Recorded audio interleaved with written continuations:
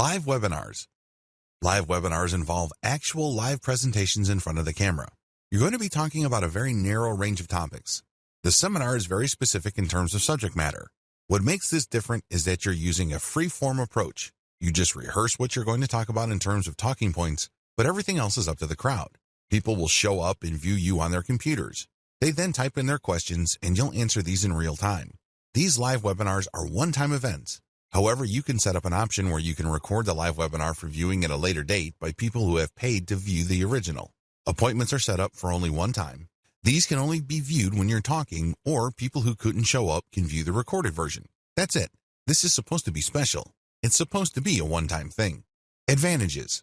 The big advantage here is you get to market anticipation for the seminar. This is supposed to be launched. It's a one-time thing, and it's a special event.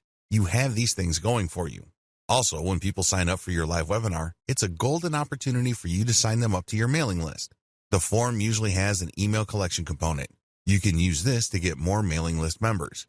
The biggest draw to live webinars is the live interaction. You're actually coaching live.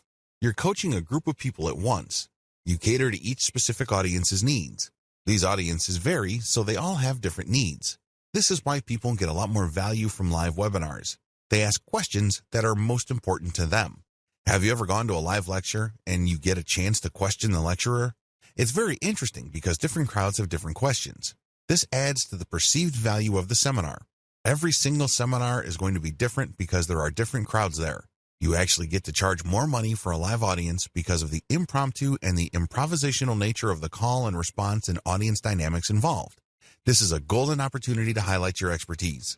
People can see that you really know your stuff because regardless of the questions they throw your way, you know how to answer them. Disadvantages. You really have to know your stuff. This is the biggest disadvantage of live seminars. The worst thing that you can do is to say, I don't know. You're going to destroy your coaching brand if you let that bomb drop. The way to save face is to say, I will get back to you, or I will find out. Never ever say, I don't know. Also, please understand that a lot of other experts are using the same live webinar format. This is not new. This is not revolutionary. Please note that depending on your niche, there might actually be saturation. It might seem like you're the 100th person offering a live seminar on your topic. This saturation can lead people to believe that your stuff is not really all that valuable. After all, if it's that unique, why is everybody and his dog offering it? Finally, you have to be quick on your feet. As awesome as the call and response dynamic may be, it can also be very rough on your nerves. You have to know what you're talking about. You have to listen to questions very carefully, understand them very quickly, and answer them in such a way that builds up your expert status. Step-by-step guide. Step number 1. Pick a live seminar software platform. At the very least, this platform must have a billing and promotional component. It must also have an email collection component, or it must tie into your current email collection system for your mailing list. Step number 2. Pick a date. It's really important to pick the right strategic date. You don't want to pick a date that is too close because people might have made other plans. You also don't want to pick a date that's so distant in the future that people can easily forget. There has to be enough urgency in the date. This is how you increase the likelihood that lots of people will book your live seminar. Step number 3. Practice prepared materials as well as possible stuff that might come up. You have to know your stuff. You can't look like a fool. You can't look like a deer stuck in the headlights. It doesn't really matter how much of an expert status you have managed to build up prior to this point. All of that will go up in smoke if people think that you are a complete moron. Brush up on your expertise. As much as possible, prepare stuff and keep rehearsing until you have become completely comfortable with the materials that you're going to present. Step number 4. Look alive, motivated, and eager to help. If you're having a tough time trying to figure out the kind of persona you want to project, look at motivational speakers. Look at how they pump up the crowd.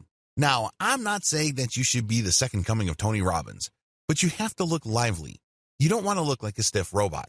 That's not going to help improve your brand. Step number 5. Remember that your brand is on the line. Regardless of what you do, please understand that when you are in a live seminar, your brand is on the line. Things might get knocked loose. It might be an unforeseen accident. Any of these could be murder on your brand. Please conduct yourself professionally. Don't insult people. Be helpful, be positive, and be optimistic. Step number 6. Call people to action regarding your books. You have to understand that although you're getting paid for this live seminar, this should not be your only way to earn a living. You should also push your books, your canned videos, as well as your live coaching services. Finally, You should call people to action to share the word about your seminars. Tell people to tell their friends and family members about the stuff that they've learned and that you're always available. If people like your stuff, you'd be surprised how many people will refer you to people within their circle of influence.